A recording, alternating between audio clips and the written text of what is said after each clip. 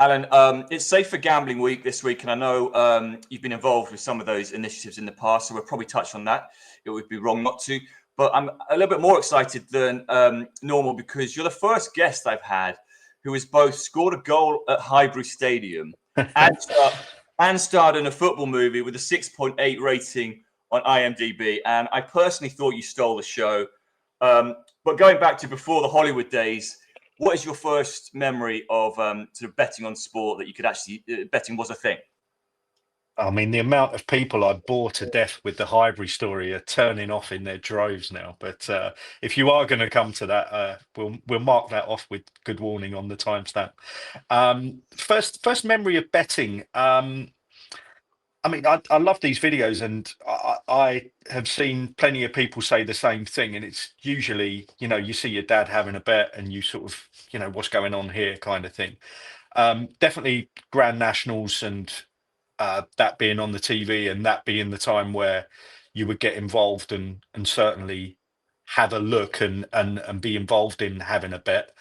And I would say probably around the age of about 7 or 8, went to the first couple of race meetings. And I can never remember, I'm pretty sure it was the same summer, but we went on holiday to Yarmouth and we went to Yarmouth races, but we also went to Lingfield on one of the half terms. So I can't really remember what order they came in, but certainly Lingfield and Yarmouth. Went to a couple of race meetings that summer, have been about 7 or 8. And obviously joining all of that together, the day out at racing for a kid that age is great. So and then obviously getting involved in having a bet in the national each year, probably FA Cup final goal scorers, that kind of thing. And it was so I think I've heard you say that your father would give you a couple of quid and you pick out horses, and you've also said that you were instantly sort of attracted to the numbers side of things, the mathematical side of things. So were you mathematical as a child as well, or was it just more sort of instinctive at that age? I don't think I'm a maths genius. I don't think I would rank anywhere above average in terms of maths, but I did enjoy that aspect of it. But I would be more sort of written English and spoken English. Yeah. Hence, probably coming from, as we're probably going to move on to, moving from trading to PR. But I wouldn't say I didn't know how it all worked, but I'm sure there are better maths geniuses in the industry. But it's very interesting, your background, because you have done so many varied things. That you've been a football trader, obviously you're a PR guru now. In my research, our backgrounds are our paths have crossed a few times, a few years ago. But when I was looking into your background and I saw your experience of Blue Square, I got a very nice feeling, because I remember that company being launched, and it was there was a great sense of innovation around it, and there were new kid on the block. They didn't last that long, but how fondly do you remember that sort of period? Was it a sense of innovation and being sort of stand out in the industry? Well, by the time I got there, it was owned by Rank Interactive, Rank PLC, and I'd say that the years of innovation probably died out around that time. Nothing to do with me, of course, but I just think that becoming a more corporate business, having been part of Intercapital and part of City Index, where I actually was myself as a spread trader, we saw Blue Square as the sort of upstart of that business, and they were in offices just below us, and they'd be betting on snail racing and different things like that, and it was all weird and wonderful. And obviously, the internet was booming, betting on the internet was booming at the time, and they occupied a quite decent position as one of those new innovative firms that were doing interesting things. By the time Rank took over and they took that non-league sponsorship that I came into to be part of the PR on, I'd say that aspect of the business was over, and they just became like any other online betting company. I don't think through anyone's fault, but I just think at that time everyone sort of normalized that online betting would be the way forward, so you didn't really have to innovate or anything like that. And if anything, and I've said it before, that caught them out a little bit because they had a name that was nothing to do with betting. And then all the research, just as it was dying off towards the end and sold for, I don't know, there's rumours it was sold for 100 grand, rumours it was sold for 1 million, rumours it was sold for £1 to Betfair. But by the time that happened, they had nothing new to say. Yeah. And unfortunately, a lot of the market research was it doesn't have bet in the title, and people just don't really know what it is. They thought it was a cement company, Blue Circle or Red Square Vodka. You know, there were just so many names like that. And when you trace that back and see how much that agency were actually paid to come up with that name, you think to yourself, wow, you know, over a week in that industry. Yeah, right. Your background before, so having moved into PR, obviously, and like you say, you know, you are the front man for a lot of these things. But having the hands-on trading experience must have proved invaluable for you as a PR guy. I've certainly worked with marketeers who haven't had a betting background and have got confused over the concept of buying corners in a football match at 10.5 and not knowing what half a corner is, and things like that. So do you think there is a sort of benefit in your current role and the roles you've done subsequently because you did have that hands-on, you know, experience trading the racing? Yeah, absolutely. I mean, that probably landed me that Blue Square job because there was a very specific requirement at the at Blue Square because of the sponsorship of the non-league football that they managed to take for the start of the 2007-2008 season. I'd just been at Sporting Bet as a football trader. They were moving their whole operation to Guernsey. So I dipped in and out of the PR and the football trading for Sporting Bet, but knew that, you know, with a young family in London, there was no way I was going to be able to go over to Guernsey and relocate. So I was looking around for a job around that time, spring 2007, and the Blue Square job. The guy from the recruitment agency said that it's a very specific requirement, but I think you've got both, and I'm going to send you in. And it was one of those things where I don't know whether you've had this before, but certain job interviews where, you know, like I've got the job here, barring sort of tripping up and Yeah. spilling something on the way out. But, you know, it's mine to lose because they needed someone to be able to trade the prices in running on live TV. And I mean, people can't believe it now, but actually, you know, maybe America is showing that this is swinging back a little bit in the favor of the industry. But to have an actual correspondent that was talking about the betting odds during a live football match Yeah. was pretty much unheard of and hasn't been heard of since. But for a good season and a half, I was on the touchline given the odds as the goals went in, but you had to be able to price it in your head because, you know, connections and things like that. So that very specific requirement to know how to trade a game and to be able to speak on camera just suited me down to the ground. And that job nicely evolved into the racing PR as well, which was during a golden time for racing, you know, Corto Star, Frankel, Denman, See the Stars. You know, I was paid to go to all of those meetings, expenses, and be able to see all those fantastic races. So it was a golden time for me as well. I really enjoyed that non-league football. So what would you think if you had to pick one period as your the golden era of everything you've done? Where would you zoom in? What year would you go back to, or is it now?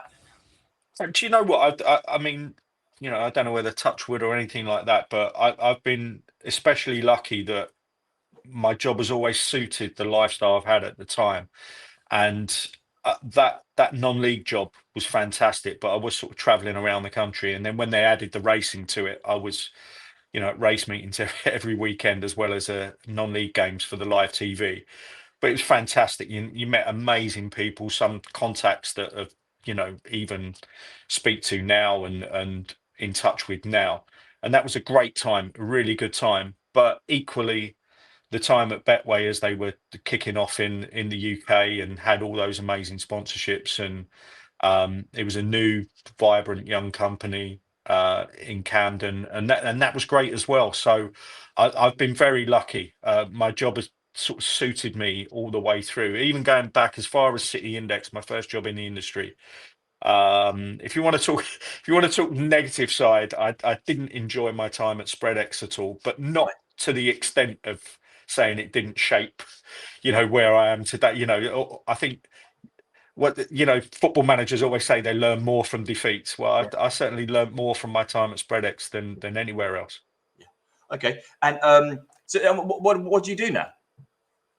So I set up my own consultancy after leaving Betway. I still work for their owners super group, and got a good relationship with those guys, and it's been fantastic for me to be part of the ownership side of that business. It's certainly more corporate, the job that I do now, so there aren't sort of press releases about Arsenal being odds-on favourites for the title. It's more to do with business acquisitions or share prices and things like that. But again, I think I'm getting on a bit now, and I feel that there's only so much time you can do the fun side of the PR.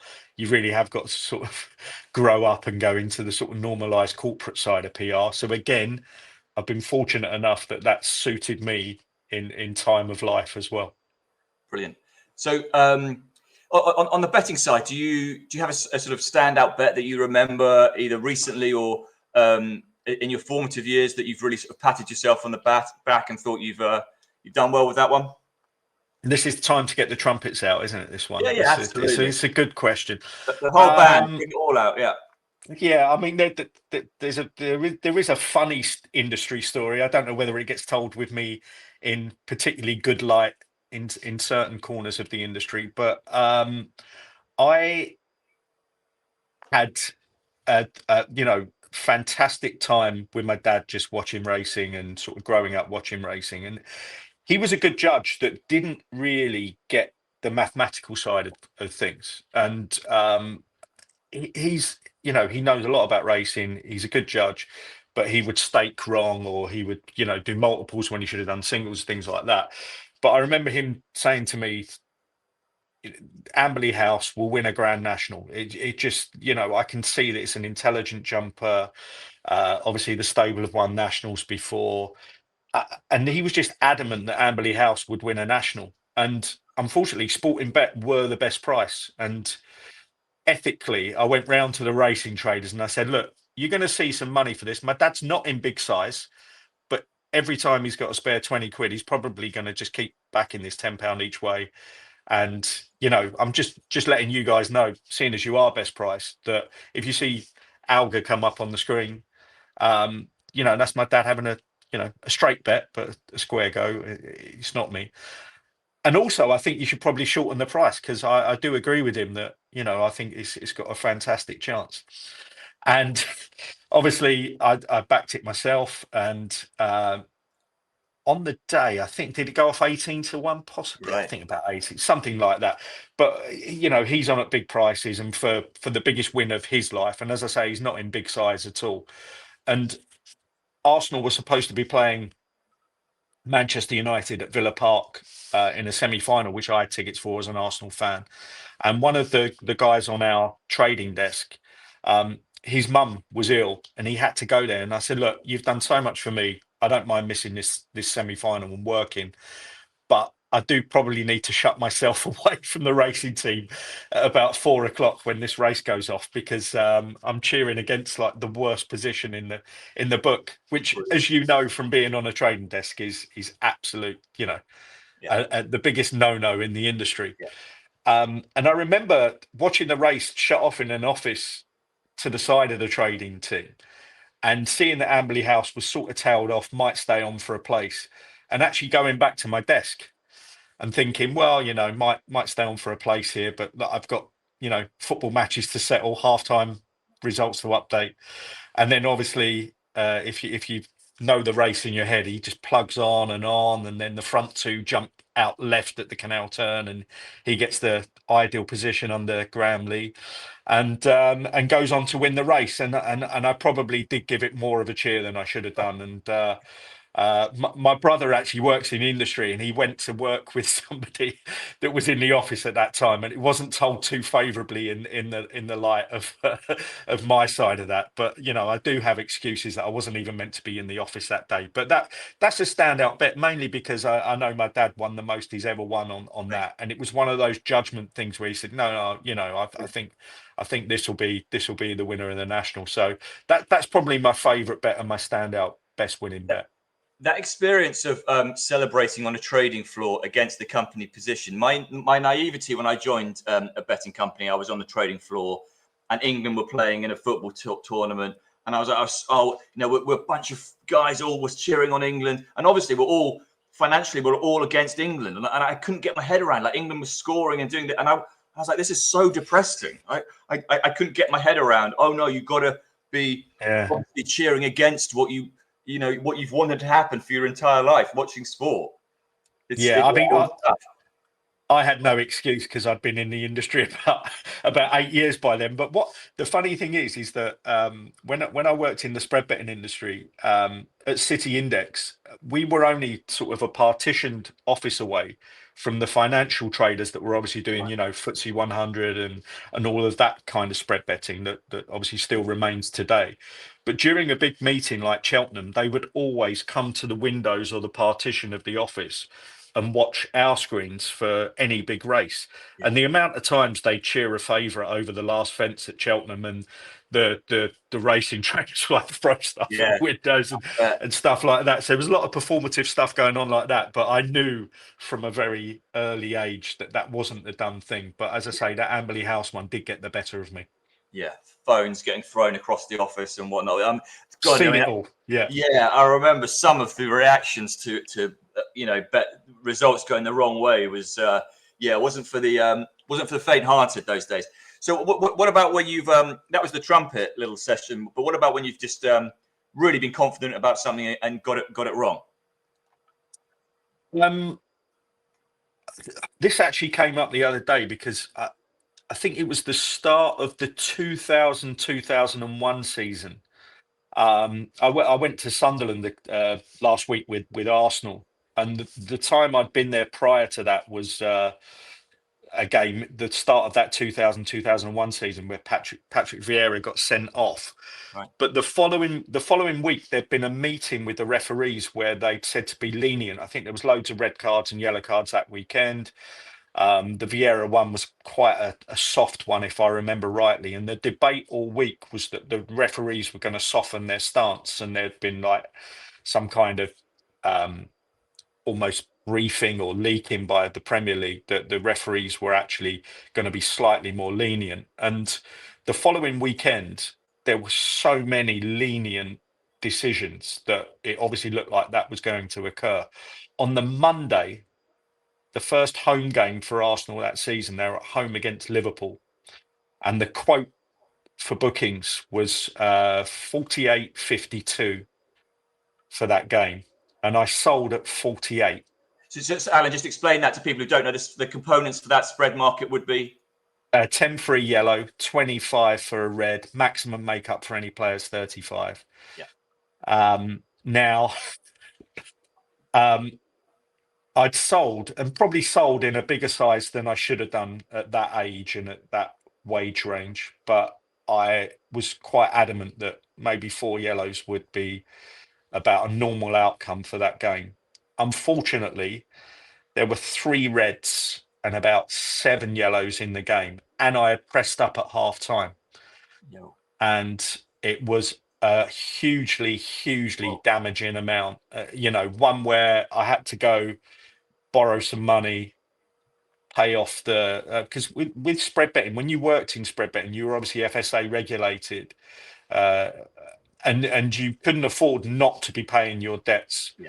And obviously you should anyway. I'm not saying that you shouldn't, but there was no way out of doing that. And I come to an agreement to pay that off, and it was a hugely damaging amount, a ridiculous amount, something like 3 months' wages. Yeah, really stupid stuff.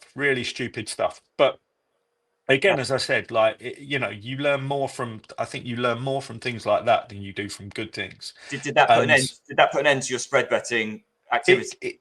It didn't. I mean, what it did was regulate it to an extent that you can't be losing money that is yours to live on. And I think it's a good lesson to learn for any gambler early on. And I mean, I from that point onwards, I had a betting bank and a life bank, and never the two should meet unless you've got Yeah, a absolutely. bit of extra money in one. And I think it was a good lesson to learn at the time.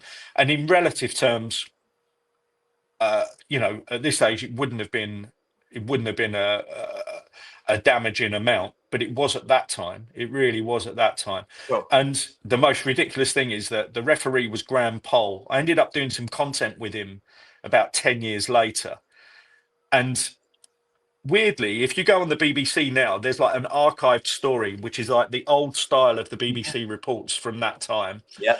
And it says something like, the game was not a dirty game or something, the reporter was put. And yet there were this many, reds, this many yellow cards. And I think 2 of the reds were rescinded afterwards on appeal. Oh, So there's yeah. 50 points. There's 50 points straight away that shouldn't have been Wow. on. And Graham Pole, when I did this piece of content with him, it was with Glenn Hoddle, and it was a preview for a World Cup or something like that. And he was really like, I mean, I get a bee in my bonnet about refs that think they're stars anyway. But he was really like, yeah.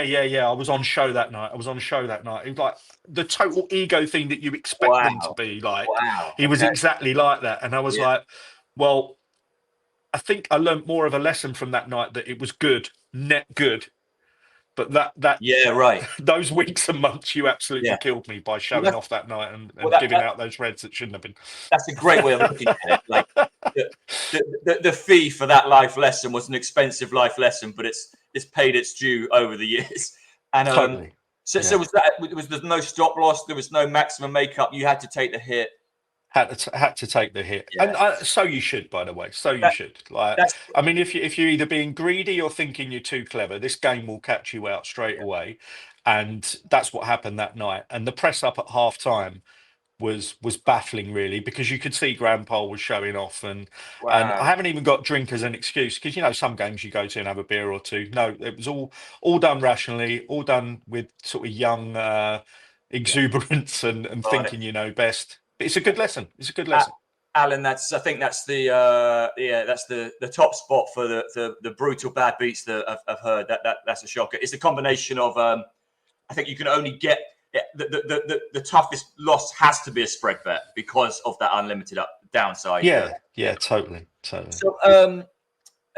I listened to you talk about some match fixing stuff that you were involved with. If you're happy to talk about that, I had one question on it, and if you don't want to talk about it, we'll move on to the next one. But there was a first goal scorer market that you had got wind of, and the first goal was scored by that player. Did you see that match? And could you see that the players were forming up in a way that made it so obvious that they wanted this one individual to get that goal, or how did the fix manifest itself? Well, the fix wasn't actually on the first goal scorer market. Okay. Weirdly, they had arranged which player would score, as in it would be a penalty, and they knew who the penalty taker was. Right. For that game, but it was more to do with a fixed game that 2 sides mid-table in the Blue Square Premier second season that we were involved with the league. So you're talking 08-09. Yeah. Final game of the season, Grays at home to Forest Green, and they had fixed the switch-up market, which I suppose if you are a novice punter or you're from outside of the industry, if you're looking through what used to be obviously just a very basic coupon of prices for a game that was non-live in that division, the biggest price that stands out that might be easy to fix is that half-time, full-time switch up. Favourites go ahead, underdog comes back and wins. So the players had got together. There were a few links between both teams. They were mid-table. No ups or downs, no prize money either way, because they don't give prize money either way. So it was absolutely nothing riding on the game. And on the Friday, started seeing activity for the switch up, And I mean, people don't believe this, but if you ask Mark Langdon at the Racing Post, who obviously, has been in the game long enough, and Alan, yeah, we had a little glitch there, but so you were just saying, so it wasn't the first goal scorer match, but you were explaining how it was manifesting itself as you saw it going down. Yeah, so there was loads of activity on the Friday and Saturday. The games have been moved to Sunday because it was the final day of the season, and there was some TV for that game. Cambridge could have won the league, and Burton could have won the league at Torquay. And the game between Grays and Forest Green, there'd been heightened activity on the switch, halftime, full-time switch. It was reported in the Sunday edition of the Racing Post on the day of the game that there'd been additional activity on that, and over 2.5 goals, because obviously you'd need 3 goals for a switch to occur. And it just played out exactly as they said, even with that warning being in the paper. And but see, I always explain to people after that during my time in non-league, there were almost 3 or 4 types of fixing that was going on, and that was obviously what was deemed within the league as quite acceptable. The players would earn money at the end of the season if they were in a position where nothing was riding on the game to look after themselves in the summer. They only get paid something like 44, 45 weeks a season. They don't get paid until they come back for pre-season and start playing again. So that 4 or 5 weeks was for them to get a bit of cash, and they turned a blind eye to it. So that was the players fixing, which was turned a blind eye to. There was stuff that wasn't fixings. Weymouth, Rushden, Weymouth, I think they'd lost their insurance, so they played a youth team. That wasn't fixing. It was just Rushden being better on the day than the youth team.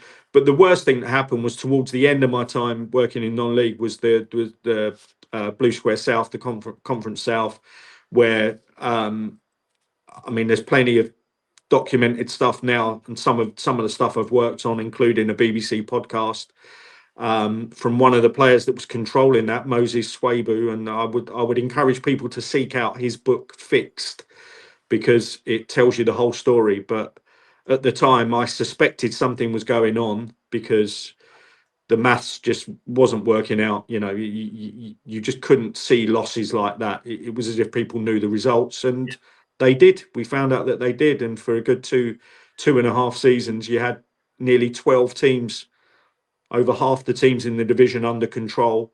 Wow. And match fixing going on at such a rate that these players were earning thousands upon thousands, almost Premier League type salaries for getting these fixes in for Asian syndicates and gangs. That's extraordinary. I have when I was on the trading floor, I remember it was a quiet sort of Tuesday afternoon, and there was a snooker match going on where we'd normally expect to get 4 figures of turnover, and there was sort of 6 figures coming in, and it was so obvious that something was up. So the whole trading floor stopped because we were like, what is going on here? And it instantly became a thing. And I like to say the FSA were involved. So everyone was making all the phone calls. And we tuned into the snooker match. And without fail, the guy that had been opposed was missing shots that I could make blindfolded and drunk. And we literally saw it. And it was so obvious. And I can't remember the players involved. But did you think all that stuff? And then this is the thing about these fixes. And in cricket, there's famous cricket spot fixing where they bowl a wide 6 feet down leg side and so on. And it's always so obvious. Do you think things are largely eradicated now? No, I don't at all. I've got to be careful what I say, but there's been a few high profile cases recently where there's been some shall we say, some botched prosecutions or evidence that haven't quite given the right industry expertise to show exactly why A, that incident was reported, and B, why we think it's a fix. And there's a lot of aspects to this. I mean, if a plumber comes around my house now and says like, oh, it's this and this, I don't know. I can probably tell you the next day, oh, I think this was wrong. But the actual expert opinion was lacking in a lot of the prosecutions that I saw. I mean, even the ones for the Forest Green Greys game, I remember speaking to the league, because being sponsors of the league, we had good relationships with all the high ranking officials you can't impart that wisdom. You can't, and also I get it from their point of view. It's not good enough for someone to just say, I know, trust me, I know this is what's happening here. Trust my expertise, I know what's happening here. So, and I think that's still going on. We've seen a lot of high profile cases recently. We've seen some players called out for fixing when they're not fixing, they're just punters. Now, they're not meant to be punting on football, but I mean, and I can say their names because obviously it's very clear what's happened. But, you know, people responding to social media messages about Ivan Toney and Tonali saying, oh, they told me it was going to be 2-1, ha ha, and all that. Was like, he wasn't fixing. What are you talking about? You know, he was just having a bet.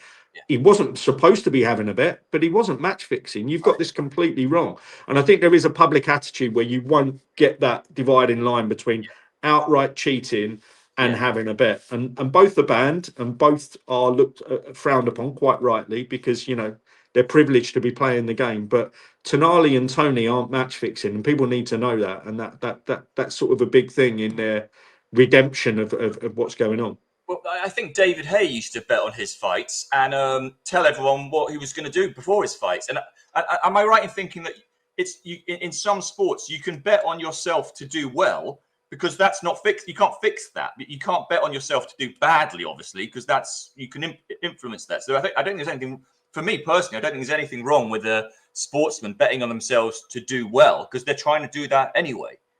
Yeah, I mean, I always had that attitude. I think when I spoke to people at the FA about how they would implement rules like that, they had to have very basic rules that said you can't bet in anything you could influence, either positively or negatively. And that used to be the rule. So if you play in the FA Cup and the Premier League and the League Cup, you can't bet in those. But if you're not an international, then when the internationals come around, that was fine. Yeah. But there were too many grey areas with lone players sort of playing in League Two, and then maybe in the who would administrate all of that to say, no, here are the 7 tournaments you played in this season that you can't bet on. It would have been you'd need a whole other department of the FA, and the easiest thing they could do was say you can't bet on anything at all. But I mean, obviously, it still exists in racing. You wouldn't be trainers wouldn't be allowed to go and lay their horse. They can quite happily back their horse because, as you say, that's what they're set out on the track to do. Exactly. Okay, that's fascinating, Alan. And this next question is in no way related to that topic, but Anthony Joshua is fighting Jake Paul, apparently. And fighting is so no segue from the match fixing topic, but working in the industry, okay, so it's a fascinating talking point, because everyone obviously believes in a fair boxing match Anthony Joshua should be 200-1 on to win that fight against a relative novice in Jake Paul, who's been preparing to fight a 130-pound guy. He's now fighting a 250-pound guy, and Jake Paul is only a 6-1 outsider. So everyone is assuming this is buying free money. I'm slightly concerned that the price, the fact that the betting is so close, is indicative of there's something else going on there. But sort of when there's a event like that, which is more of an event than a sporting event, than pure sport, how do you sort of factor in the event and the unknown? There are so many unknowns in a Jake Paul Anthony Joshua fight. How do we come about like the real price for that? I think the market always finds a way, and you'll have plenty of people in hindsight saying it was either the best or worst bet ever after the result, which tends to happen all the time. And you know, we're all guilty of it. It's the kind of thing that will almost fit the narrative, fit the narrative once you've seen the outcome. I think one of the interesting interviews that I saw on this was Tyson Fury's dad. Is it Peter or John? I forget his name now. But he was speaking about this, and he said, look, if Anthony Joshua knocks him out within about 10 seconds, it was a straight fight. If he doesn't, it wasn't. And that's speaking from all expertise in boxing, far more than I have, far more than any of us have, far more than any of the market makers have. If it is a straight fight, he will get knocked out within 10 seconds. If not, if it's some kind of exhibition that's been written into the contracts, and then he eventually sort of beats him without damaging him. Because, I mean, if anything, it just sounds dangerous more than anything. So I don't know how it can be a straight go.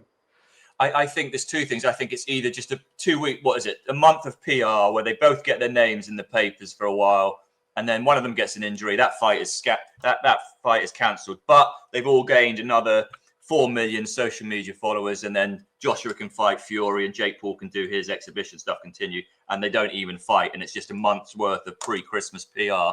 Or if they do fight, I think the idea of these guys getting lawyers to write a contract and signing, do you know what? Like when he fought Mike Tyson, saying like, I won't actually hit you hard and all that stuff.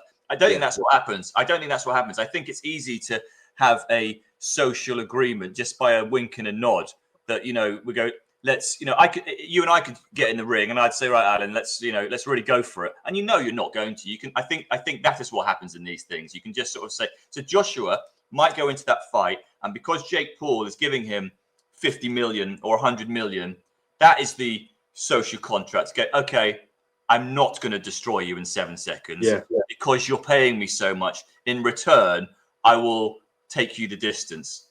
And they don't even need to have that discussion for the agreement to be there, possibly. So everyone piling into the Joshua to win by KO at 4-1 on or whatever it is. Yeah, that sounds like an early Christmas present, but yeah, jury's out for me on that one. I think the market's telling you that, you know, it's not going to be a straight fight because, as you said, it'll be 200 on otherwise. Yeah, exactly. So, are you an active bettor now? Do you bet seriously in any sort of size or recreational stakes or? Do you know what? I've gone from I've sort of almost done the full arc of recreationally betting, getting into the industry, smartening it up a bit, going ahead. And then the last two and a half years, I've not been great at all, and I've got red on the spreadsheet now, so I've gone behind in life. But then again, saying that, I would still take it as net positive because, say, the last 2.5 years I've been running my own business and I've been extremely busy. And it just drops. Your research drops, your knowledge of prices and things like that drop. My ways of getting on have dropped, and you know, I'll be taking 7s when I want to be taking 8s just because it's a company I can get on with. And it's natural, we all know it. And I'd say I've been betting more sort of recreationally, and the figures are showing that completely. So unfortunately I just after, I'm going back to trumpets again, but it is relevant. Just when after the Queen passed away, you're thinking, where the hell is this going? But I was supposed to be going on holiday the following week, and we had flights booked on the Monday afternoon out of Heathrow, and they cancelled all flights for her funeral over a 2-hour period for silence in the skies over Windsor. And we got contacted by the airline saying, look, get yourself there by any means possible. But even if you have to stay an extra night, go on the Sunday, we'll cover it all. But, you know, there's no way that we can have that flight leaving Heathrow at that time. And because I went on the Sunday, there were 3 horses I strongly fancied on the Friday. And they were at Kempton in all-weather meeting. And I do quite like the all-weather, and I have had sort of reasonable success with it. And you know, the kind of thing, sort of thinking about packing, what else we've got to do this weekend. It's already been shortened, the amount of time we got to pack and all that. And usually I would back those horses in singles and have them sort of, you know, on in the kitchen or something like that, and pop in and out every time the race is on. So I've got to put these in multiples and just leave them. And I had my biggest ever win because all 3 won that night. And I'd had them in multiples with 5 different companies to the stakes that they would allow. Wow. And that got me quite far in front, and I should have stayed in front, but just time and the difference in the work that I do now and everything else means I pay less attention. I'm going to football matches and having spread bets that I shouldn't be having and things like that. I don't mind, by the way, I don't mind that at all. You know, some you win, some you lose. But I've gone behind in about the last year and a half. It's gone red on the spreadsheet, but I've got no qualms about that. It's not a huge figure on there. It's not a damaging figure, but that was unfortunate. you track Yes, everything? I do. Yeah, I mean, I was pretty fortunate that I think I've maybe done a disservice in a couple of other interviews where I've talked about my time at City Index and saying like we were just left alone as juniors because the Yeah, yeah, company was and that's all true. You know, the juniors came in and a few of them have gone on to great success. I mean, one of them's Ian McAlevey, is obviously owning horses with Tony Bloom now. I mean, if you're doing that, you're doing something right. But there was a junior intake that were just left to do rotors and everything. But there were a couple of really good guys there that did sort of pull me aside and said, like, you know, what you're doing, you need to track everything, get a spreadsheet up, make sure you've got it all on. Everything tracked, you know where you're winning, know where you're losing, know where you're leaking money. And I found it a great thing to do anyway. It's great to look back at those bets and those times and, you know, great winning weeks, things like that. So that's the one thing that I've stayed professional in, even though I've gone a bit more recreational in the last 2 years, is keeping up those figures. And unfortunately, in that big total figure across all the across all the pages, it went red about a year and a half ago. But look, as I said, I wouldn't swap it. I've still got all my betting spreadsheets from 25 years ago, so I can pull up how much did I bet on. I bet Nassim Hamid to beat Marco Antonio Barrera. Terrible bet, one of the worst bets I've ever had. But I can see that the date I placed the bet, how much I had. I've got all of them for, I think about 12 years. I've got every single bet I had in the sheet, and it's Have you got? Have you? This interesting question. Have you got? So I've got obviously all the numerical stuff, and then I've got a column which just says notes, and it's not numerical at all. But I can search the words in there. Oh wow! And it will say things like, I mean, obviously that Graham poll thing I've updated many times and had a little look at it, but it's where you went wrong or where you went right, and it's nothing to do with the numbers, and you just search the words or so yeah, I've got that free text in that notes column, which is probably more beneficial than all the figure columns, because you're saying like, why did I do that at the time? And you know, the Queen passing away and having a funeral on a Monday leading to one of your biggest ever bets. I mean, if that's the way that works. Yeah, I've got. I don't have notes per bet, but when I was trading the boxing on the trading floor, I used to send every sort of Friday night. I'd send the trading floor like a little summary of what I thought would happen, and if it was a big fight, that summary might be 300 words, and I've got a few of those that are still quite nice to look back on and see my sort of like formative self trying to predict what's happening in these fights. So you talked about these football bets that you have. You don't mind losing a little bit on the spread. So as an Arsenal fan, do you find yourself backing them more often than you probably feel that you should, or if they are value to oppose them, can you bring yourself to do that? I can always bring myself to oppose them, and then in the last sort of 10 years of Arsene Wenger, I certainly saw plenty of opportunities to do that, where you know, they were just being mispriced against the better teams, where he was failing quite often at that stage. And Arsenal would still be being priced as if they were the invincibles, when in reality they weren't. And I can easily separate that. I can easily be at a game cheering on Arsenal quite happily, knowing that, you know, there's a lot at stake on the other team winning. I can quite easily separate that. Recently, I noticed that our defenders and our defensive midfielders are getting involved more so in the goal scoring, and I probably have overbet that now. Although I think there was a couple of games this season where that has been quite profitable. The Leeds game, I think it was like 3 assists and 2 goals, and then Miles Lewis Skelly was massively underpriced for an assist in the European, the Champions League, the last Champions League home game, and he got a decent assist.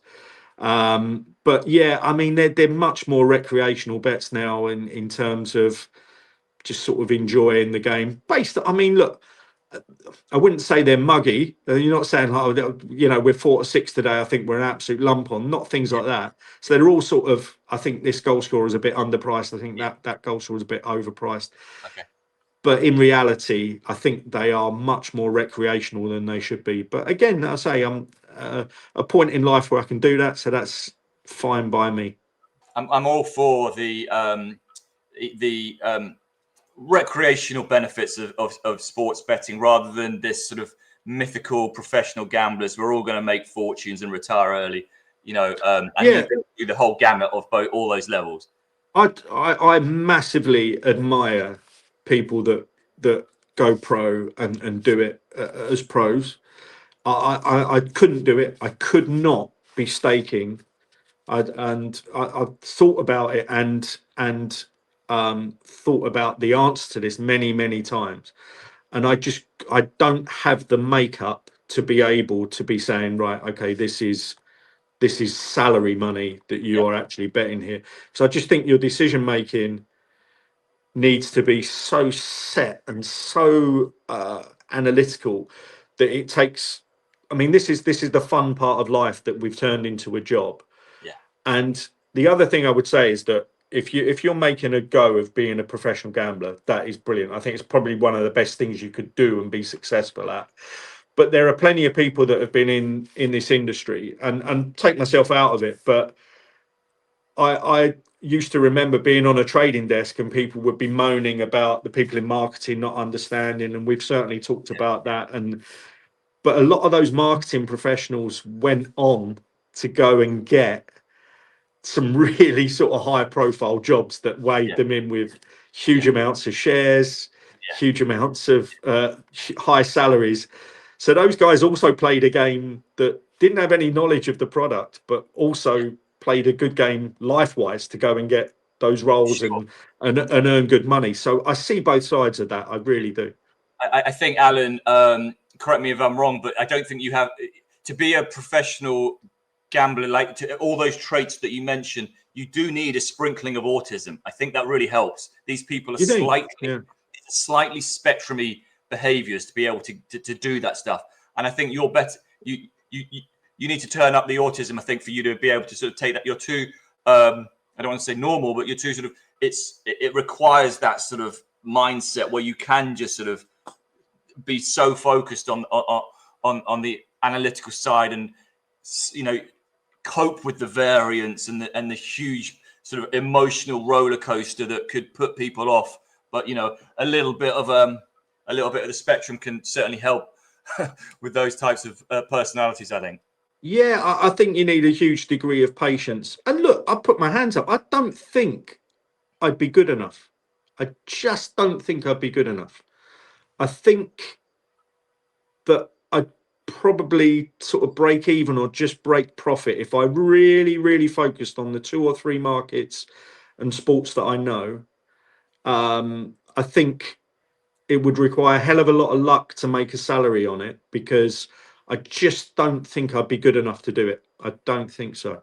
So what you talk about some of these guys, I mentioned these chaps who didn't know what half a corner was in an over-under match or whatever. So like, if you could ask someone, you meet someone at a pub or down the gym or whatever it is, and they're talking about betting, what if you could ask them one question that would reveal like how much they actually know about sports betting? What do you think that question would be?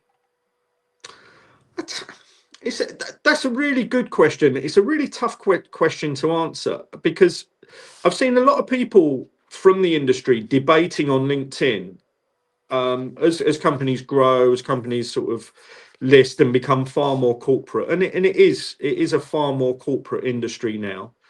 A lot of people saying, would you rather have someone who understands the product or understands how to market? And who would you hire when you're down to the final 2 of an interview? We've got someone here who knows how odds work and things like this, but this guy has marketed some amazing, fast moving consumer goods and things like that, but has never worked in this side, but has been in online commerce. Who would you pick? It doesn't matter who you pick, but they both need to have an open mind. Whoever you pick needs to have an open mind. If this guy knows about online consumer goods and how to market stuff online, it needs to be open-minded enough that the trading team are going to teach him about the product and how it all works. And if this guy's going to get the job who knows all about the odds and who knows all about the industry and thinks he's a bit of a shrewdie, he still needs to be open-minded to the way digital marketing works and things like that. And I've seen far too many companies where that conflict just goes into the middle, into the mix. They end up hating each other, and nobody gains. Nobody gains from it at all. But if you're talking about just sort of general sort of man in the street, how would you know? I mean, when I first cottoned on to these Arsenal players that were scoring goals better than their sort of anytime assists had been reflected, I put it into a couple of my mates groups who are Arsenal fans but not particularly punters. And I remember one where Ben White was, I think he was 12-1 to score a goal, and he should have been about 9-2, maybe 5-1, and he scored. And someone sent me a bet slip where they'd taken him at sixes with the lowest firm, saying thank you very much. And what do? I mean, you sound like a pompous twat if you go back to them and go, no, I told you to back him at 10s, 11s, or 12s. You backed him at sixes, so you haven't really won there. But you say congratulations and you get on with it. So I think that price sensitive nature of those kind of bets is just like, you get on and do what you do because you're happy today.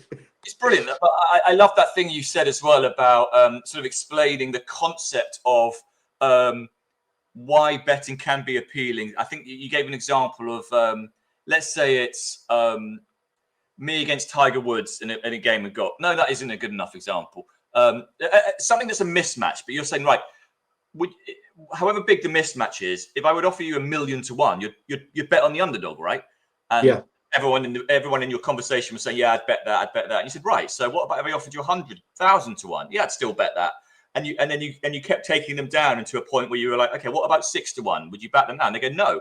And you go, okay, so that's the point. At 7 to 1 is what. So I think that's a great illustration of like where you. Yeah. There's a point where you'd back anything.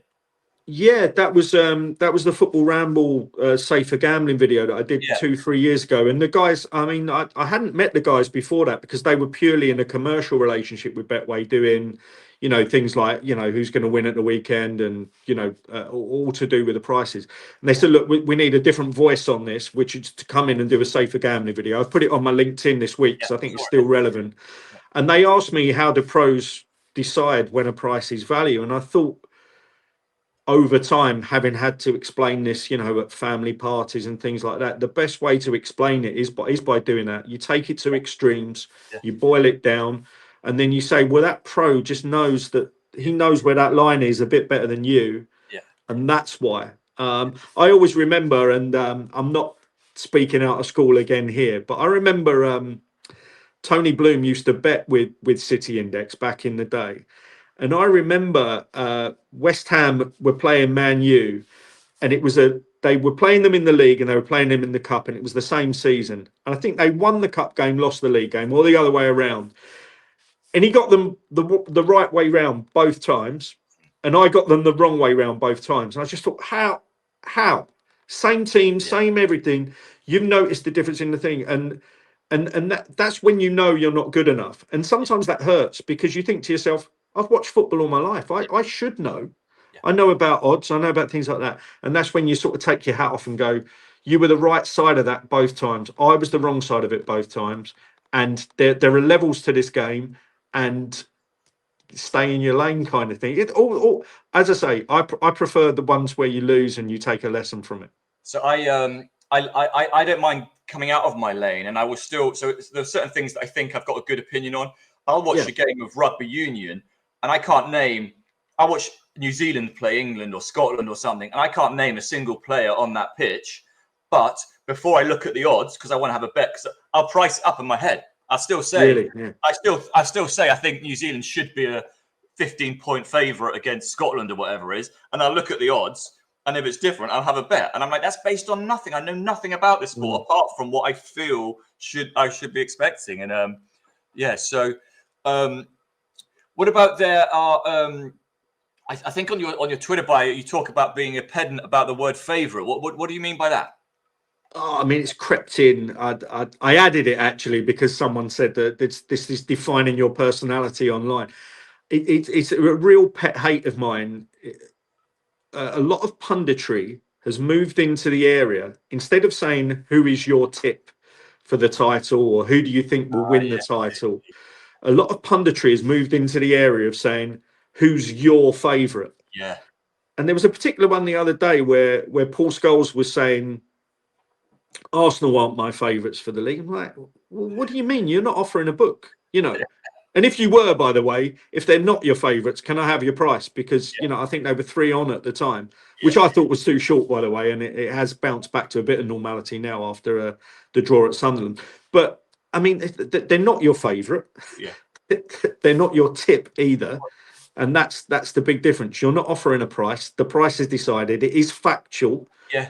From an open market that's out there from plenty of firms all around the world as to who a favourite is and who a favourite isn't.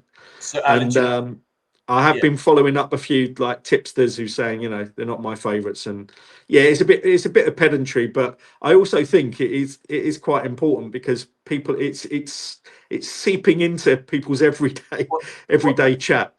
I think it's important, but I also think it's a red flag for me. It's like, okay, I'm not going to take your advice seriously if you don't use the right terms when you're speaking as an expert. And another one that of the same ilk is, if you ever watch snooker or tennis, the commentators and the pundits will often talk about who's the second favourite. Yeah. And I'm like, come on, we got a word for that. It's called underdog. You can say underdog. He's not a second favourite in a 2-horse race. It's like, we have to be so sort of like gentle with our terminology that underdog has now become like offensive or something. They have to say second favourite. Like, I can't stand the second. Yeah, favourite. It's really interesting you say that, because that must be the reason why. It must be some kind of gentle, more sort of gentle term to say. But obviously, as you say, completely untrue, because it's favourite and outsider or favourite and underdog, because there's only 2 outcomes. It must be that reason, though. No doubt. They've gone there. What do you call it? Woke. Be kind. Can't say someone's an underdog. So, like we've talked about it. We mentioned the sort of safer gambling week this week, and so sort of 2 things here. One, if you could give any sort of listeners one piece of advice about, you know, what in your experience, what you've seen help people in terms of safer gambling, what would that be? And if that's a short answer or a long answer, I'd also want to know what advice you would give yourself as a teenager, given what you know now. Yeah, I mean, I think they are all pretty straightforward as long as you are open-minded enough to listen. Because someone saying to you, you should budget and only bet with money you can afford to lose. Well, barring that spread bet that we talked about earlier, since then, I've only ever bet with money I can afford to lose. Yeah. But obviously, a lot of people in the industry would go, what do you mean afford to lose? I don't want to lose. I'm a winning punter. So I think there is a bit of a disconnect between people in the industry thinking, look, you have to maintain this shrewd image that you're always winning. All that's really talking about is how you're staking. It's not talking about your lifetime P&L and stuff like that. I mean, in a sense, where the last year and a half where I've gone into the red on my lifetime spreadsheet is when I've had a bit more disposable cash and in a totally different situation in times with work and stuff like that.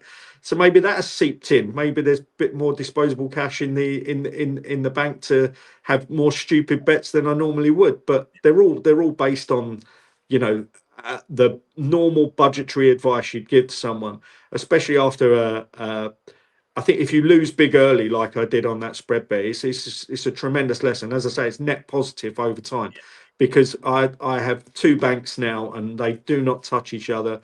There's life and punting, and if the punting one drops a bit lower, you top it up a bit, and vice versa. If the great Harry Finley documentary, if you've got a bit overflowing in that, you spend it on something nice. But I think that is the advice, because when we remove ourselves from the bubble of the industry, most people are looking to back the odd winner, enjoy their gambling, be able to get on, and maybe land either accumulator that goes close or an accumulator that wins for them, and they're perfectly happy doing so.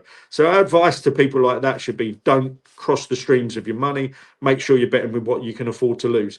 And I think that obviously is about to shape policy as well, because probably for too long there have been people that have suffered with the harm of just going crazy and, betting with the money that they needed to live. And it does happen. And those people in that percentage need a better intervention than us just saying, well, it's fine, only bet with what you can afford to lose. Yeah, spot on. Couldn't agree more. Okay, and what about sort of on a more sort of a wider scale for going back, to yourself as a teenager? What would you say to yourself about what you knew about the industry, how it would evolve? I mean, look, if I wanted to be, I suppose, slightly tighter in terms of what I gave away, I would say only bet on the things that you specialize in and only bet on the things that you know.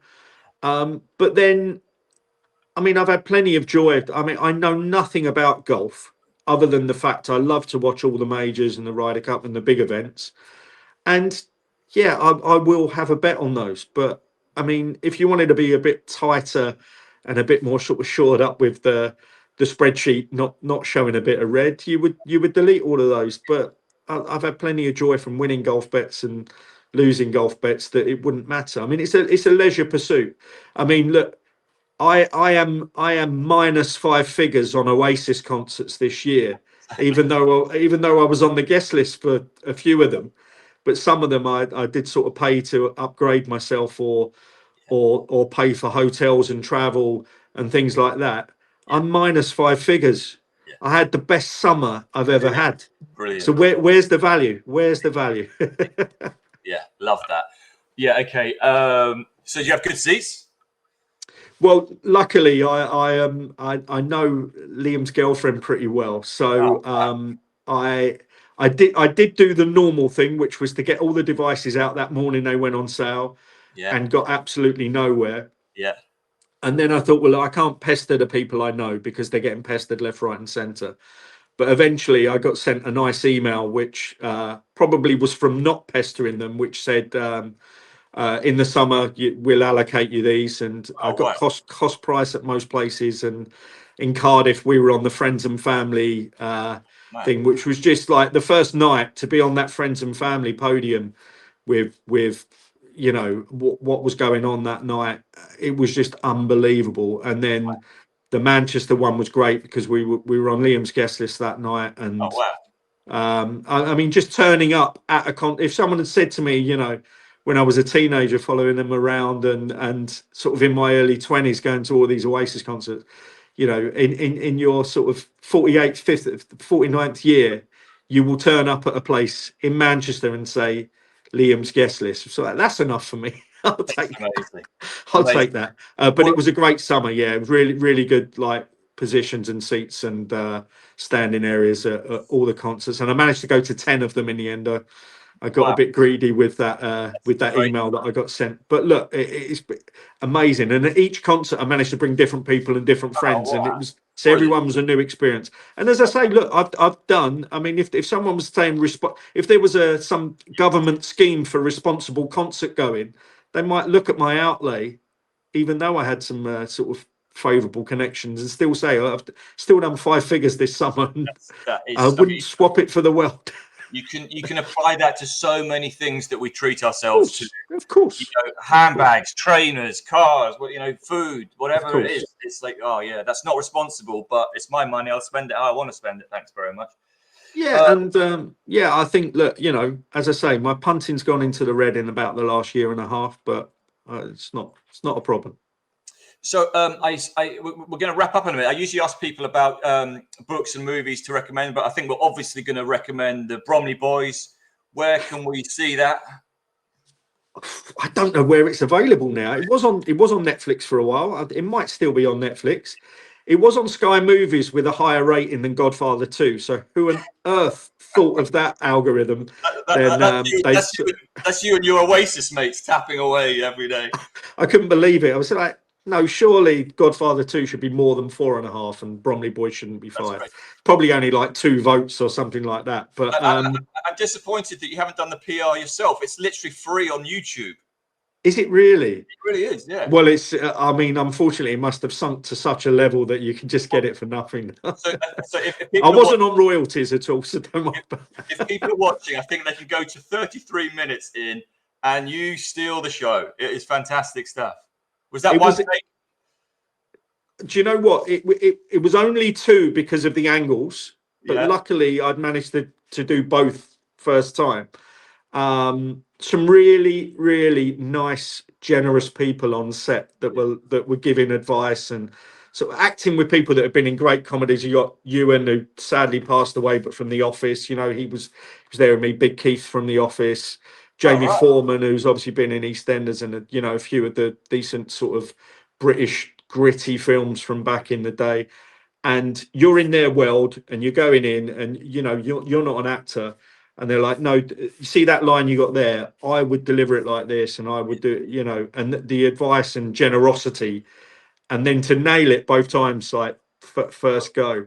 Well, I'm not actually joking or flattering.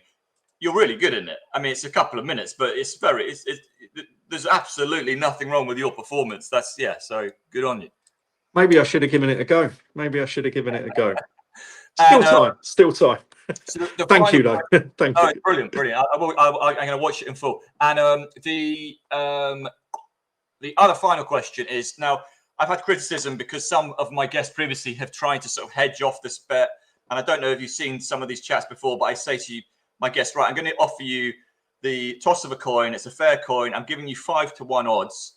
You can't hedge off. You can't go and place another bet with your mates. You're just allowed a cash bet now that you can transfer me cash. No strings attached. It's a fair coin. Would you bet that opportunity 5-1 on heads or tails? And if so, how much? Well, I've been thinking about this a lot because you kindly send some of the questions over, and I do watch the videos. And you know, you've had some great people on, some good friends of mine, John Wright. Great guy, video with John Wright. I mean, as you say, one of the nicest people you will meet in the industry. We're not all dickheads. I mean, there are some really great people in this industry. He's definitely one of them. 100%. My answer to this at this current moment in time, if you offered me it, I would bet 20k. Wow, nice. I think 20k to 100, I think is about right. It would hurt, but I think it's worth the 20k to 100. Love it. I think that's the right answer, but I think it's all relative to everyone. If you'd have asked me when I was 18, it probably would have been 20 quid. But you know, I think you do have to think about overstaking to a point of it being slightly uncomfortable would be the answer. My number's 10 grand. When people ask me, I'm very pleased you're in the same ballpark. 20 grand sounds the right number. It would really sting, but you've got to go in. You've got to do it. I think you've got to do it because, I mean, look, it's what we do every day. You know, there'll be a couple of horse races I'll look at on the all-weather at Newcastle today where, you know, I will make a judgment on my stake based on price, risk, reward. I might not be the best at doing it, but you know, we all have a method to it, and I think that's the right answer to that question. I agree, and I love the fact you've given a simple, straight, non convoluted answer. 20,000. Let's do it. Yeah, okay, Alan, that's brilliant. Really enjoyed that chat. I knew it'd be a good one. Like you say, John Wright's one of the good guys, but you are too, and that's not flattery. That is true as well. I've been very grateful for the things you've sort of done to support what we're doing as well. So thanks for that. And where do we send people to find you? Is Twitter X the sort of your main channel? I mean, it is. I wouldn't be the first person to say it's not what it used to be. But I'm on there, and if you want to be overloaded with pictures of Oasis concerts, you can find me on Instagram as well. There was a brilliant photo of you and Thierry Henry. Was that one I saw? Yeah, I mean that again.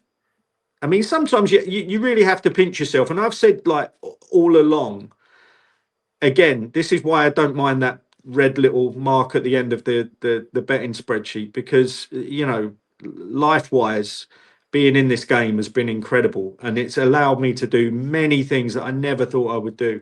I mean, one of the stories I tell is that I used to try and bunk off school when Chester Races was on, and sit there with my dad saying, you know, I'm sure you're not ill, because you know, we're sitting here watching the racing. But I'd be watching the Chester Cup. I grew up on, you know, council estate in southeast London. To sit there watching the Chester Cup and think one day you will present that trophy to, you know, Frankie Dettori and I forget who won the race. I think it was John O'Spence representing the Qatari guys. But in reality, there's not a chance you could even think that that is a possible journey. And it happened. And then, you know, other nice things happen if you just sort of stay in the game and you stay, I don't know, stay true or relevant or and this is probably the biggest word of all, lucky. And one of the nicest things I got to do this year, Thierry Henry signed up with Betway. As I say, I have a fantastic relationship working with Supergroup, their owners, and they have him as an ambassador and said, look, he's going to be interviewed in front of staff as part of the ambassador launching him. Will you interview him in front of staff? And it's like, well, I'll get paid to do that. I'll get paid to sit and chat to Thierry Henry as if he's my mate for 45 minutes. And he made it an incredible experience for me as well, because I know from watching him on the pitch at Arsenal, sometimes he's a bit frosty with the younger players and a bit like driven and a bit, you know, all good traits for a player. But what's he going to be like in a sort of one-on-one chat? And I think question 2, he just sort of took the piss out of me a little bit with a bit of a smile, and I thought, this is going to be good. He's treating me like a mate and an equal here. Amazing. And he was outstanding. You could hear a pin drop. There's about 2,000 people. Yeah. You could hear a pin drop because he just has a presence and aura, and just, what a pleasure. What a pleasure to be able to do that. And again, something that, you know, teenage me, you think, like, interviewing Arsenal players like that. No, very lucky, very, very lucky indeed. I don't take it for granted, David. And it's really important, Alan, to sort of reflect on that and look back. You know, life goes very quickly, and you look back and you just remember yourself as a youngster and just fast forward and go, do you know what you're going to be doing in 30 years' time? And it's a 1,000,000 to 1 shot when you look back on it. But it's like, totally. Yeah. And totally. And there'll be people with better lives, and I probably would want to have played for Arsenal or something stupid like that was totally unachievable. But it's hope it's not over yet, but it's been good up to this point. So I've got to be grateful. I've got to be grateful. Alan, we've done over now, and we haven't even talked about your penalty at Highbury. So people can Google that. People will be, David, people will be so grateful you never got there. I mean, I could have tied it into Thierry Henry thinking that he scored the last goal at Highbury, but I think I've heard about the goalkeeper, and it's not quite the accolade that I thought it would be. So let's leave it at that. It's terrible. It's a terrible situation all round. Just have it in your mind's eye as a great penalty top corner. All right, Alan. A lot of fun. Great to talk to you, and hope to see you soon. Real pleasure, David. Thank you very much. Take care, mate.